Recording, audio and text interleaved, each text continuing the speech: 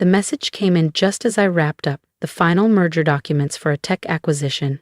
It was December 22nd, and the Chicago skyline glittered beyond my office windows. Harper, honey. About Christmas this year, with your brother Mason bringing his new fiancée. She's a TV anchor, you know. We thought it might be best if you sat this one out. You understand, right? Love, Mom. I blinked at the text. Then I smiled, tight, amused, tired. After 15 years, nothing changed. Even with all I'd built, they still saw me as the odd one out. What Mom didn't know was that the freelance analyst she barely acknowledged was now Harper Lin, CEO of Linbridge Strategies, the firm quietly steering some of the biggest business decisions across 3 continents. My assistant Janelle buzzed through the intercom. The executive team from Marotech is ready for the call. Thanks, Janelle, I said, straightening my navy silk blazer. They all still assumed I thrifted my clothes, and I let them. 15 years ago, I'd walked out of our Minnesota farmhouse after refusing a role at the family firm Lin and Mason Holdings. You're being selfish, my father had yelled. You think you know better than all of us? Mason had chuckled from his leather chair, arms crossed. Let her try. She'll come crawling back. I never did. I moved to Chicago with nothing but a laptop and a vision, and I built Linbridge from scratch, working impossible hours, risking everything. Now, Linbridge quietly owned minority stakes in half the firms my family dealt with. There was a knock. Miss Lin. Janelle entered, holding a thick folder. The contract from Lin and Mason Holdings, she said. It's ready for your signature. I smiled. So they needed help after all. I picked up my pen. Actually, Janelle, cancel it. Merry Christmas. The irony tasted better than any holiday wine. Lin and Mason Holdings, my father's legacy firm, had spent the last 6 months scrambling for a strategic alliance with Linbridge Strategies. They had no idea the company they were chasing belonged to the very daughter they'd cast aside. I glanced again at my mother's message. Need to maintain a certain image. My email chimed. A new message from Mason. Harper, Mom told me about Christmas. Don't overthink it. You know how she gets with appearances. Besides, Melanie's career is very public. It's just cleaner this way. Maybe once you're established, things can go back to normal. Once I'm established, I echoed silently, staring at the 7-figure deal waiting on my desk. This partnership would unlock Lin and Mason's international operations, a lifeline for them. I knew from our intel how much Dad had been boasting about it. All it needed now was one thing: my signature. Janelle returned, holding an iPad. Your father's on Zoom. He wants to confirm tomorrow's contract ceremony. I nodded and picked up the call. Harper Lin speaking, I said, my voice calm and clipped. I always used my mother's maiden name in business, to stay hidden. Hey, everything, my father said, chipper and formal, a far cry from the man who once called my startup a waste of potential. Just checking. Everything's on track for tomorrow, right? This deal is vital to our future. I thought of the Christmas dinners I wasn't invited to, of Mason's smug emails, of years spent as the family shadow. Actually, Mr. Lin, I said slowly, I've been reviewing the terms. I have some concerns. Concerns? His voice cracked, but everything was approved. Things change, I replied. We should discuss it in person. Bring the whole family to the ceremony. Lin and Mason is a family company, right? Of course, he stammered. My wife, Mason. Melanie? All your children, Mr. Lin, I said firmly. A pause. Then a softer, well, Harper's not really involved. All your children, I repeated. Understood, he murmured. Good, I said, and hung up. Tomorrow would be interesting. After my father ended the call, I leaned back in my chair, staring out over the glittering Chicago skyline. Tomorrow, my family would walk into Linbridge headquarters, expecting to meet a powerful but nameless CEO. Instead, they'd come face to face with the daughter they had dismissed and forgotten. Janelle stepped into the doorway once more. Shall I prepare the executive conference room for tomorrow's event? I nodded, running my fingers over the embossed contracts. Yes. And, Janelle, Make sure the photographers are ready. I want the moment fully documented, every single expression. That night, I stayed late, planning each detail. This wasn't just a signing ceremony. It was the moment everything would change. My family was obsessed with image, but they were about to see what earned power looked like. And Christmas? It would never look the same again. By 6:00 omitting, I was already in my office. The 47th floor conference room gleamed. Fresh orchids. Imported wood conference table polished to perfection. Floor-to-ceiling views of the frozen lake below. Janelle appeared, calm as always. "Your family just arrived. Shall I bring them up?" I checked my reflection. Gone were the soft sweaters and modest shoes they were used to. Today I wore a charcoal Armani suit, Louboutin pumps, and my grandmother's Cartier watch, her final gift to the granddaughter they all underestimated. "Let them wait," I said, smoothing my jacket. "I'll make an entrance." 20 minutes later, I stood in my private elevator, watching the floors pass. My phone buzzed. Another message from my mother. "Harper, where are you? Your father says this meeting is critical. Don't embarrass us." I smiled, slipped the phone away. Through the glass walls of the conference room, I could see them. Dad pacing, Mom fixing Mason's tie, Melanie rehearsing her smile, and the senator, bored, glancing at the contracts, unaware. I gave Janelle a nod. She opened the doors. "Ladies and gentlemen," she announced, "Ms. Harper Lin, CEO of Linbridge Strategies." The room froze. The air turned electric. As I stepped inside, my heels echoed across the marble, and then my mother's champagne flute slipped from her hand. The champagne flute slipped from my mother's fingers, shattering across the polished walnut table. My father's face drained of color, rage giving way to disbelief. But it was Mason's stunned silence I'd remember most. The ever-confident air, reduced to a speechless onlooker. "Good morning, everyone," I said coolly, taking my seat at the head of the table. "Shall we begin?" This is absurd," my father stammered. "You're a freelance consultant." "Am I?" I lifted a sleek black folder and flipped it open. "Because according to these documents, I'm the CEO of the firm you've been courting, Linbridge Strategies." The senator sat up straighter, suddenly attentive. "I'm sorry, what exactly is going on?" "Oh," I said, turning to Melanie with a mock sweet smile. I would have been properly introduced at Christmas dinner, but, funny thing, I wasn't invited. Something about maintaining appearances. My mother opened her mouth. "Harper, sweetheart, this has all been a huge misunderstanding." "Has it?" I cut in, sharp as ice. I tapped a button on the panel. The wall screen lit up. "Let's review. Here's your message, Mom, suggesting I sit Christmas out. Here's Mason implying my career was a fluke, and here," I tapped again, "is Dad pleading for this partnership, completely unaware he's been negotiating with his invisible daughter." The room fell silent. Janelle moved between chairs, placing updated copies of the contract in front of each guest. Dad flipped through his in panic. "These aren't the same terms.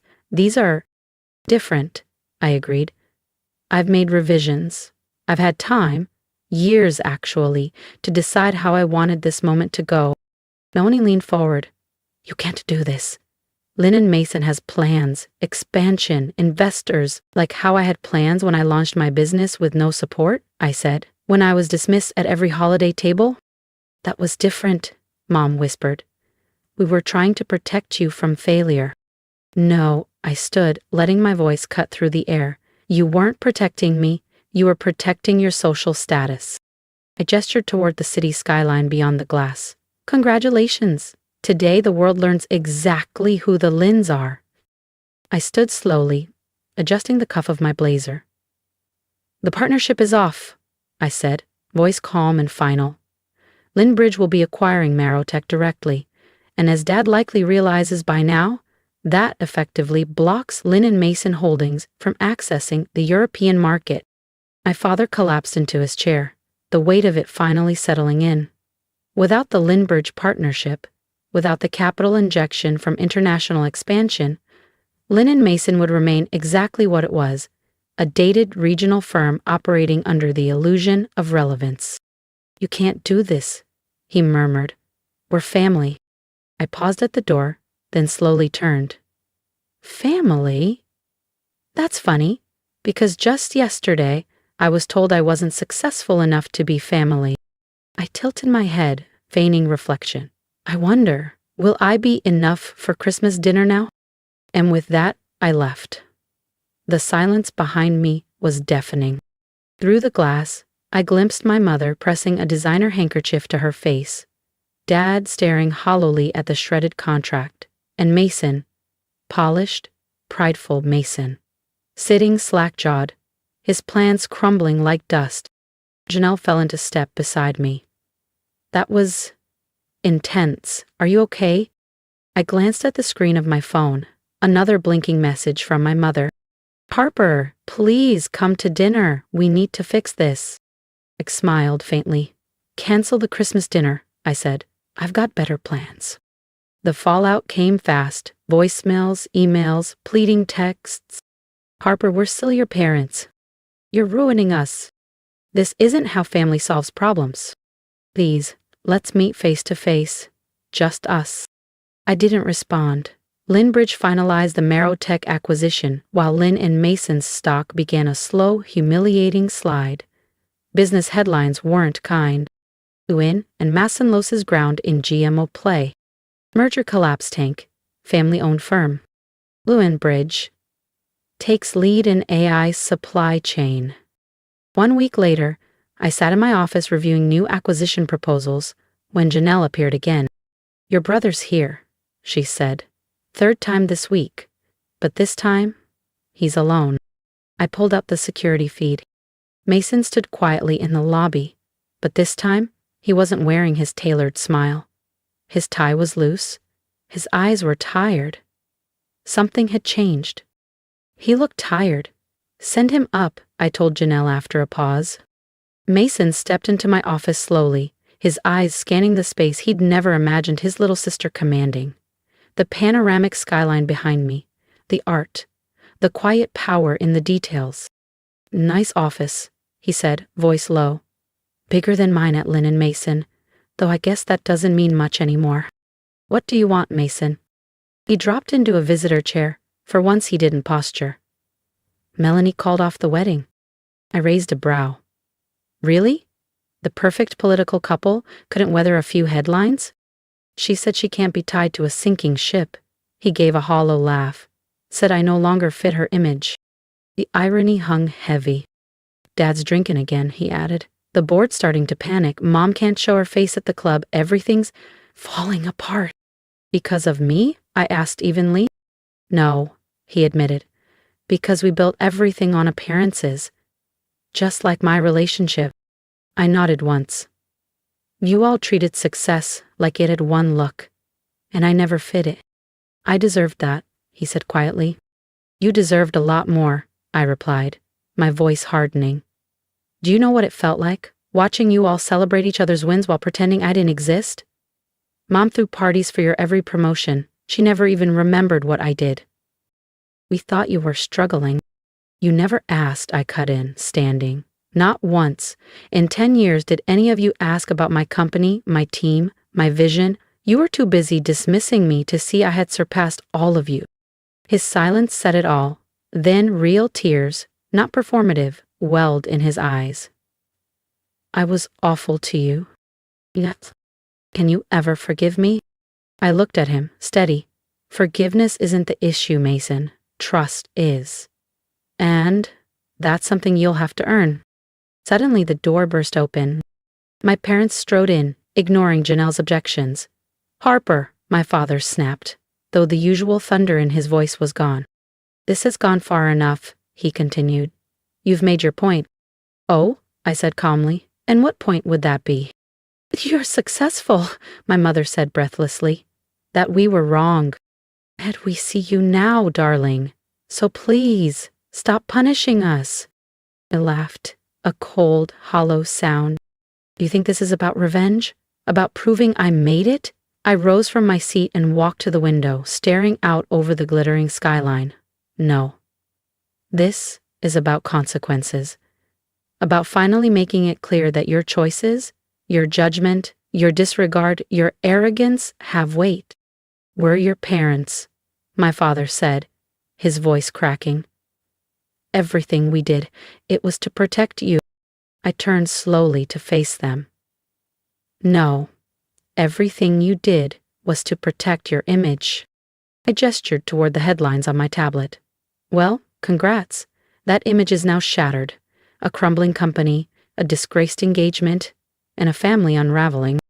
What do you want from us? Mason asked quietly.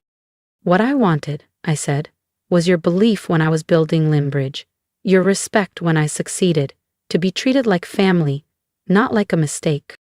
I paused, letting the words settle. But now? I don't want anything. My mother's tears began to fall. But I didn't flinch. I'd seen those tears before. When I didn't get into the right college, when I didn't take the job at the firm, when I let the family down. Please, Harper, it's almost Christmas. Ah, yes, I said coolly.